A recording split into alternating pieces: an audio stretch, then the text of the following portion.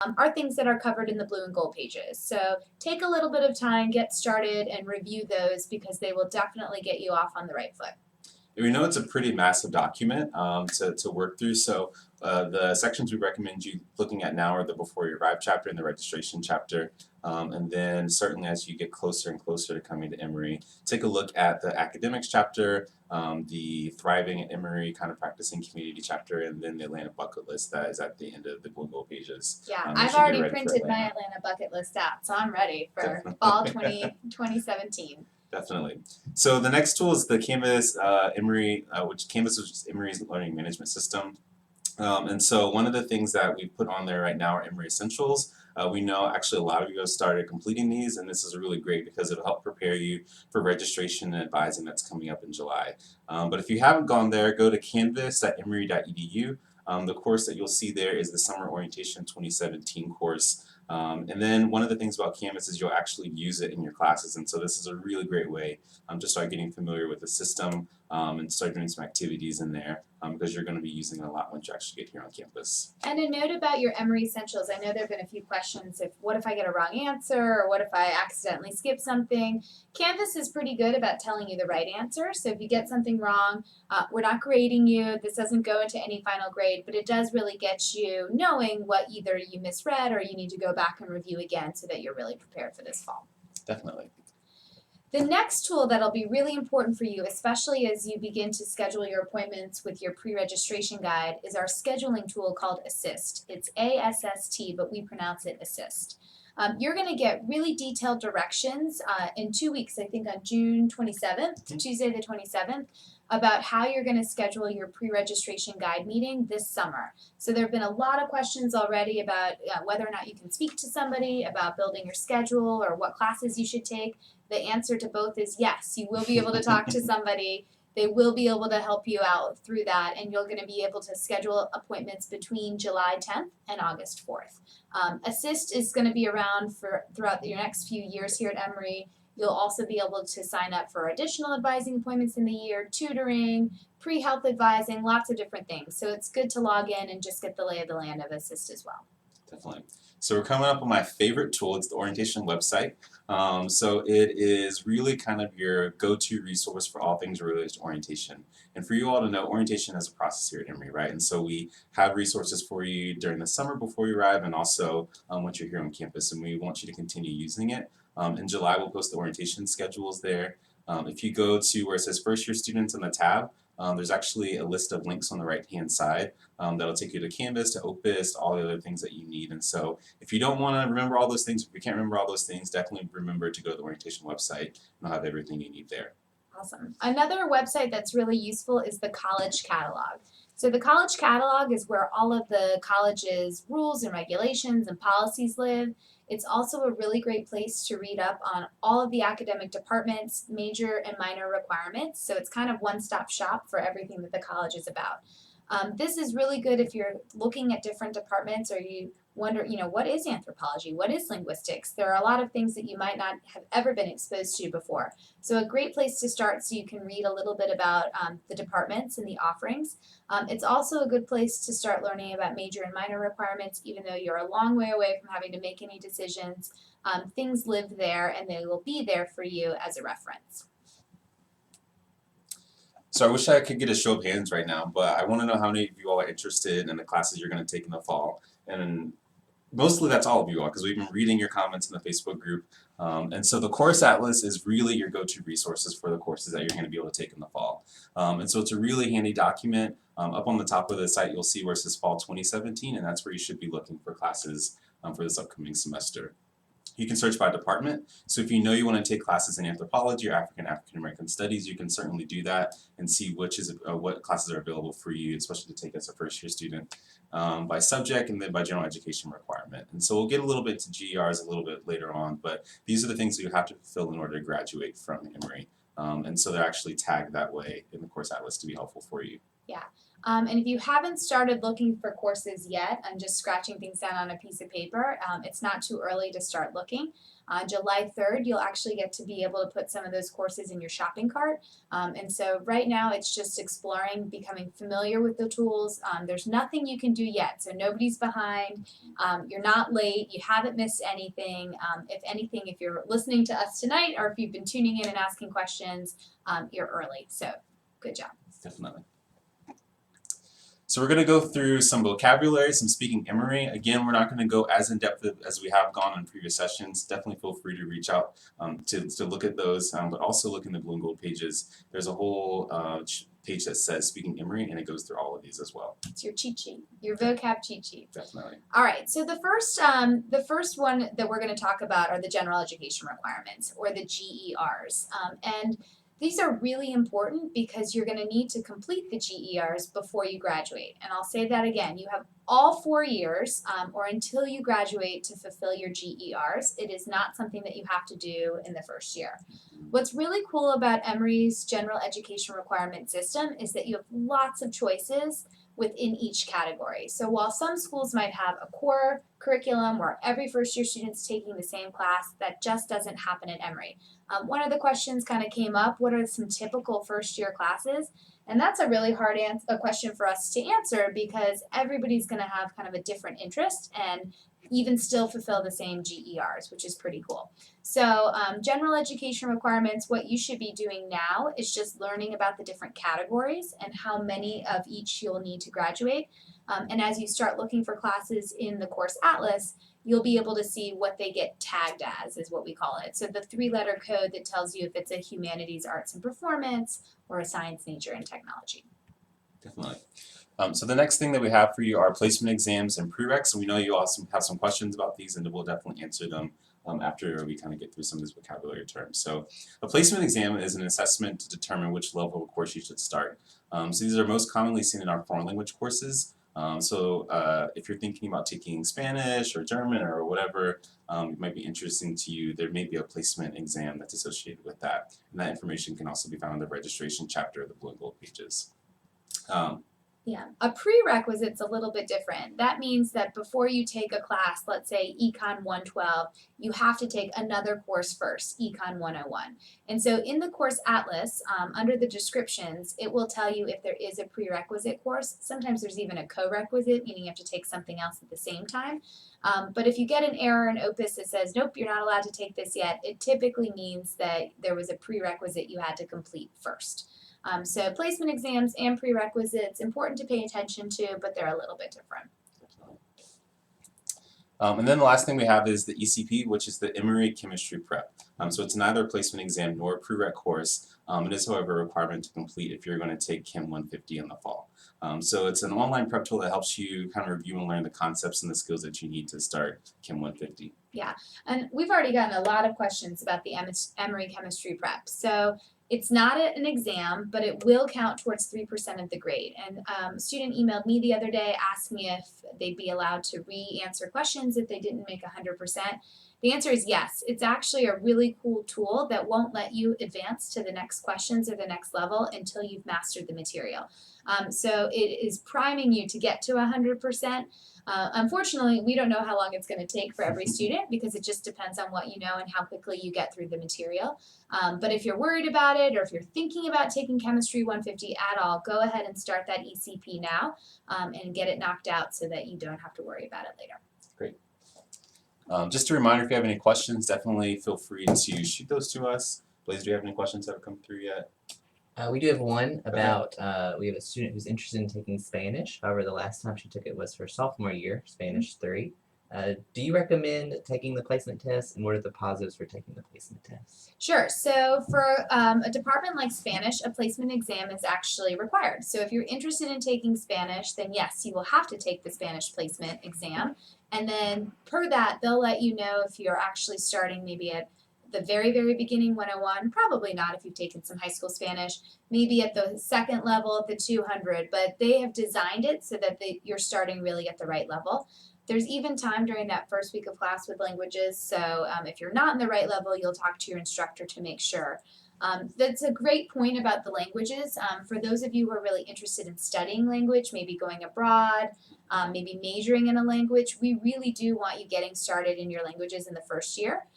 For those of you who are maybe not sure or you want to start over with a language, it's okay to wait as well, but it really depends on your interests and how far you want to go in those languages as well. Definitely.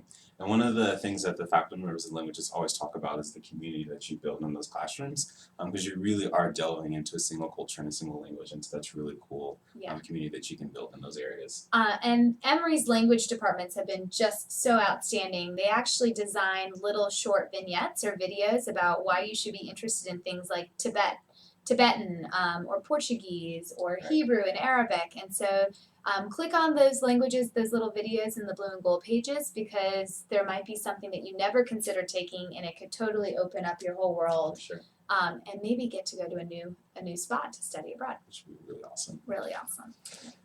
On that note, we have another kind of placement testy question. If they take the ECP, chemistry placement, this year, but they do not end up taking the class in the fall of 2017, do they have to take it again to reapply for the course in the spring? That's a great question. Not 100% sure, so that's a question that you can email the chemistry faculty. And on the Emory Chemistry Prep, there should be a website that says if you have questions, send your questions here. I'm pretty sure that they will keep your scores, and so it should not deter you. If you're considering it at all, go ahead and take it. And it's absolutely okay if you don't choose to take Chemistry 150 this fall. So I would say just be on the safe side, go ahead and take it, and then email the chemistry department to see if they'll keep your scores for next year. Is it offered in the spring? Right now, Chemistry 150 is not offered in the spring. It will be offered next summer as well, and then in the fall. And we'll see what those next semesters are. It's a good question about how do I know what's going to be offered in the spring or not. We do have our departments do kind of a shell course atlas for the following semester. So right now, the spring 2018 classes are kind of up. They're a good number of classes, snippet. So if you're wondering if something's offered in both the fall and the spring, or fall only or spring only, you can click on the different semesters in the fall atlas. And most of our lab sciences are actually only taught in one semester. So biology, for example, 141 is only in the fall, and 142 is only in the spring. So it's really good for you to be looking at those sequence classes to see if they're fall only, spring only, or both. Definitely. Cool. Jumping back a little bit, we have another question about placement tests for foreign languages. Okay. One student's asking when should they take those placement tests, and we have another student saying they've already taken 2 language placement tests. They haven't heard back about which classes they have put those scores correspond to. Okay. They did score in the highest bracket for both. They did not take AP tests. Were they too early? So when do we take it, and was she too early? Were they too early? Yeah, so the question is about timeline for placement tests. Do you know where it's? I would say go ahead and take them now. If you have the time, before your family vacations or going to camp or whatever you're doing, just go ahead and take them. Our faculty don't all work full time over the summer, and so it really depends on the department of when they're here and when they're grading them. But you're not going to lose anything by taking it early. So if you have time now, take it early. We have been told by most of the faculty that the placement exam should be graded and your placement should be delivered to you by the first week of August, so before you register on August 7th. For now, you do your best. You kind of think about the level that you might be interested in. Go ahead. You'll be able to put multiple classes in the shopping cart, and then once you get that level, you'll know where to go. Again, there's a whole add-drop swap period in that first week, so if you don't feel like you're in the right level or you really want to talk to a faculty member, you'll be able to do that in the first week of classes. Great. So the next thing we're going to review is Opus. So hopefully you all are already playing around in Opus, kind of seeing all of the features and capabilities that are in there. But we just kind of want to review the Student Center with you. And so the Student Center is going to be really, really helpful for you. It contains lots of important information and official information for you as you become an Emory student. So in the Student Center, you'll see if you scroll down to personal information, it's your email address, your official one from Emory. And so we've gotten a lot of questions about what's my Emory email address. And so for your information, if you scroll down to the end of your Student Center, you should be able to see your personal email from Emory University. You can also update your home address and your phone numbers there as well. You should also see information about your tuition bill, Once you get ready to register for classes, there's a link there to your shopping cart where you can start adding classes to your shopping cart, which we kind of term your Amazon wish list of classes, right? And so as many things as you seem like you're interested in, go ahead and throw them in your shopping cart. And then once you're actually ready to register for those courses, you can then add them to your schedule. Yeah, a note about Opus, there probably is nothing red in your Opus account right now, which is good. You haven't done anything yet. But sometimes there will be announcements or things in red, and red just means pay attention, you have to do something. So as you're becoming more familiar with your Opus Student Center, it's something that you're going to log into multiple times throughout, probably every week, if not throughout the semester. Pay attention to red. Red means I need to follow up. Definitely. Great. All right, so I know we've had a lot of questions about summer advising and when you're going to register. So I thought Michael and I could kind of go through the steps of what this summer is going to look like and then answer a few more specific questions about how to build schedules or where to get started. Definitely. So first things first, we've designed the Emory Essentials, those activities in the Canvas course, to get you ready for registration. We promise we're not making you do things just to make you do things. They really are to get you thinking about the different departments that are available, what types of classes that you want to take, and learning a little bit about the general education requirements, or the GERs. So the first thing that you really should be doing now after reading the blue and gold pages is completing Emory Essentials 1 and 2. That's going to set you up really, really well to talk to your pre-registration guide. So the next step is that you'll be able to schedule a meeting with this pre-registration guide. So we know a lot of you all come from the high school model where you have a guidance counselor that will help you kind of figure out your schedule, figure out what you're interested in. And we have similar models here at Emory. Once you get to campus, you'll be assigned a pre-major faculty advisor. And it's called pre-major because we know that you won't have a major yet, right? You won't be able to declare a major until the second semester of your first year. But before you get to that point, we have a couple of staff members in our Office for Undergraduate Education that will be able to walk you through the process for registering for your first semester. And so you'll be able to schedule a meeting with them via phone or Skype. And that email will come to you on Tuesday, June the 27th. And those appointments will start July the 10th. Yeah. So once you've scheduled your appointment, there are a few things that you can do to be really, really prepared for your pre-registration guide. Last summer, our staff held about 1,000 different appointments, and some of them were great. So when students read their blue and gold pages and they knew they'd already looked through the course atlas, we had really, really awesome productive conversations and students felt pretty good about registering. For those students who said, no, I wanted to wait and talk to you before I looked at anything, our conversations were not as productive. So again, I know I've said this a few times, but definitely read through your blue and gold pages, do your Emory Essentials, and then here are kind of 5 things that you can do to get ready for your pre-registration guide. Number 1 is if you have taken any AP or IB courses, know all of the tests that you took and know your scores. And by the middle of July, all of your AP and IB test scores should have come back. If you didn't take AP or IB, not to worry. We have a lot of students who don't have any credits, and it's absolutely okay, but you know that as well. And so just knowing that. The other piece is that if you've taken any college courses at any other university, make sure you know what you took and the grades that you took, so that'll help with the conversation. So that's step 1. Know your test scores, know your previous credit. So we talked about this a little bit earlier, but your placement exam. So knowing whether or not you need to take a placement exam is going to be really important. And again, we know we keep referring to it, but the blue and gold pages have this listed out in the registration chapter. So there's a part there for speaking languages, and then also for other courses that may need prerequisite or placement exam as well. Yeah, and if you've already started that, so if you've started your language placement, whoever that student is who's taken 2, good for you, that's awesome. Or if you've started your Emory chemistry prep, that's great too. That just helps the conversation go a little bit faster.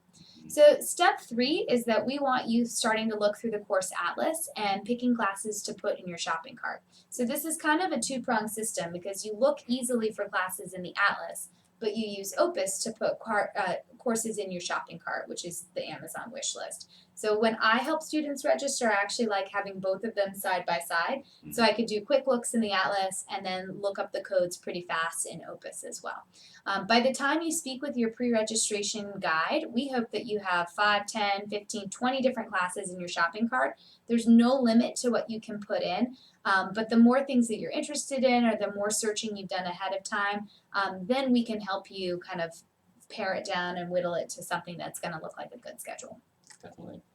Next, be familiar with the general education requirements or the GERs, or at least know the categories. So know that in your first semester you're going to need to take PACE and health, and you can actually start working on some of your other general education requirements as well. So just kind of being aware of what that looks like for you is going to be really important. Oh, and then finally, have those questions that you really have not been able to find in the blue and gold pages or through my other favorite tool, Google, ready for your pre-registration guide. And so a lot of times we kind of sounded like broken records last summer when students were asking things and we said, yep, page 27 in the blue and gold pages or page 30. So we do expect you to do a little bit of homework on your own first, but we are absolutely happy to answer those questions that still needed a little bit more clarification or you just couldn't find the answers to on your own.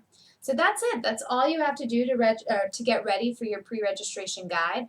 You're going to get an email from a specific person introducing themselves as your pre-registration guide with directions for how to sign up for those appointments. So again, you haven't missed anything yet. Those emails will go out on June 27th, and you'll have up to 2 weeks to schedule between July 10th and August 4th. Awesome. Another note about your pre-registration guide before we get to some more questions is they are not your advisor of record. So Michael mentioned that when you come in the fall, you're going to have a pre-major faculty advisor. That person will be your advisor of record until you declare a major. The pre-registration guides are just people who are really knowledgeable about everything Emory College to help you get started. So you can always follow up with us and we will be here and we're excited to meet you in person, but we will not be your advisors of record. Great. Questions? We do have some questions, specifically about final transcripts. Yeah. Okay. We have a student asking, do I have to submit my final transcript through the Common App, or can I have it mailed officially by my school? Do you know the answer to that one? I don't. I believe that you can have it mailed officially. I to think it Emory. should be mailed officially. I don't believe it's through the Common App. The Office of Admission, so admission.emory.edu, have the very clear directions of how to do that. It's also in the blue and gold pages, but it has to be officially done. And there was another question that we got. You know, if my grades haven't posted yet, is it okay if I haven't sent my final transcript? Yes, obviously. We need to wait until your final senior grades post for that to get sent in by the school. But you have this summer to do it, and admissions will start emailing you if you don't have your final transcripts in. So aim to do it as soon as possible. If you have them done, get them sent in. Otherwise, if it happens in early to mid-July, that should be okay too.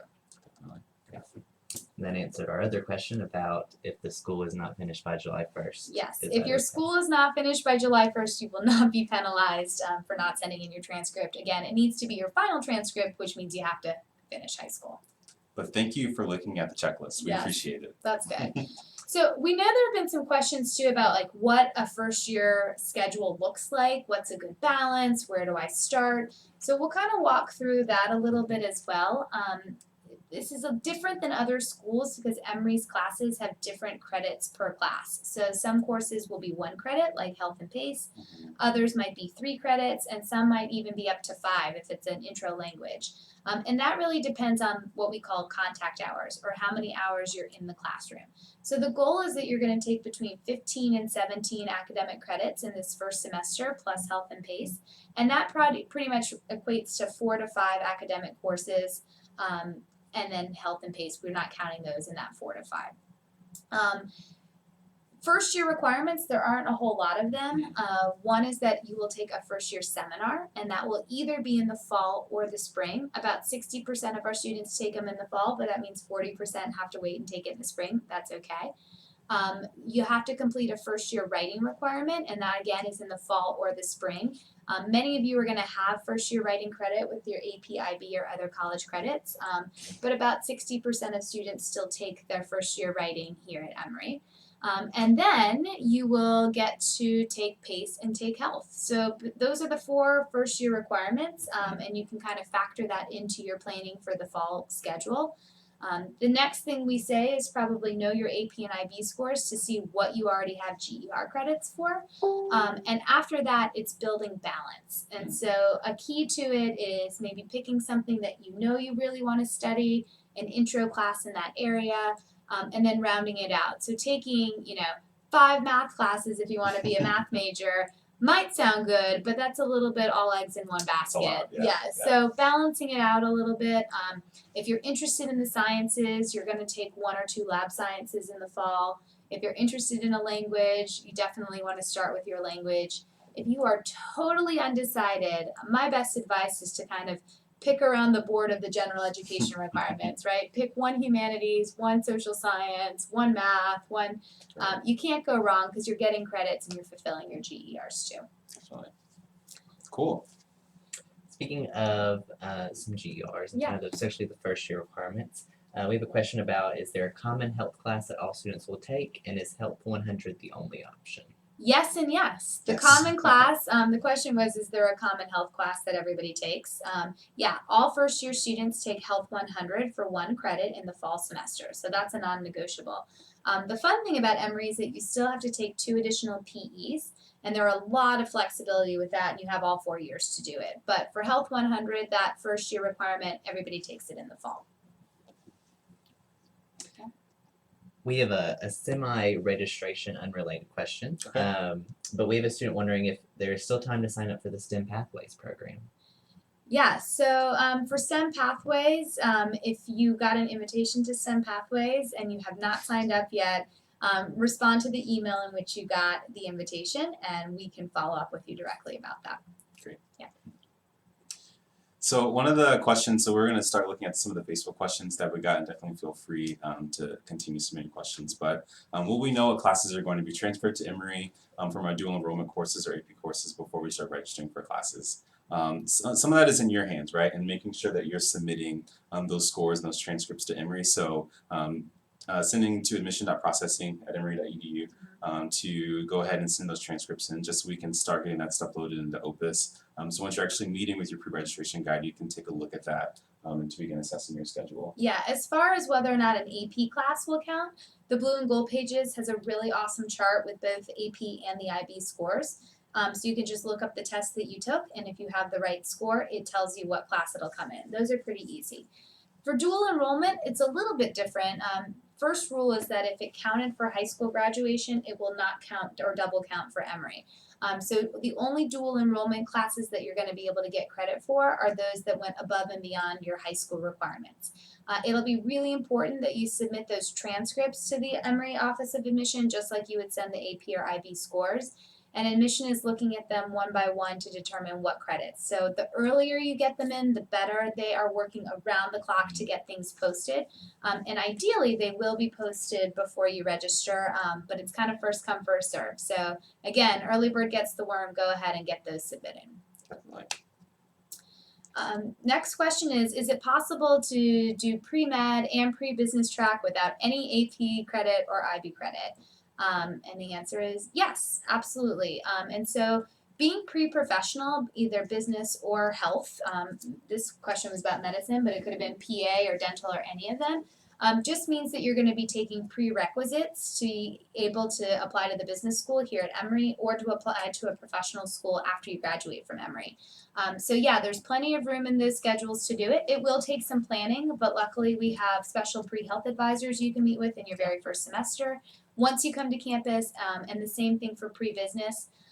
There's a great website for pre-business that tells there are only 5 prerequisites, so those are pretty easy to complete. And then prehealth.emory.edu has lots of different information about prereqs for pre-med and the other tracks too. Shout out to the pre-health mentoring office. They're incredible people. Dean Overens gets to work with them all the time. They're really, really fun. The other question was, can you do both business and nursing? That one's a little bit tricky because they are both programs that you apply to after your sophomore year. So you could take the pre-business prerequisites, but I don't believe because you have to, the nursing program is in a cohort. You start in the fall semester, and there's not a lot of wiggle room with that. Same thing for the BBA. You can have a second major in the college, but not in the nursing program. So not nursing, but you can be pre-health and pre-business at the same time. We have a question, do we decide our spring semester classes this summer or later on in the year? It's a great question. So you'll register for your spring courses in late fall semester. But like we said earlier, some of the courses for spring 2018 are actually already posted, and so you can begin thinking about what your spring semester can look like. But we want you to really focus on getting your fall semester as a really great, stable introduction to college. Yeah, what I would think of is, as you're registering, let's say you don't get your first year seminar, and that's going to happen to at least half of you in the fall, then okay, I'm going to take my first year seminar in the spring. Same thing for first year writing. If you need it, you don't get it in the fall, you'll take it in the spring. For some of the sequence classes, like the sciences, that you have to take something in the fall before you continue in the spring, you have to do one before the other. But for a lot of our classes, things are going to be offered both fall and spring semester. So introductory to Soc or Psych or Anthropology, some of those big intro classes are offered every semester. And so if you don't have time to fit it all in, or maybe a class is closed this fall, do not panic. There will be time to take it in the spring semester or even in your sophomore year. Great.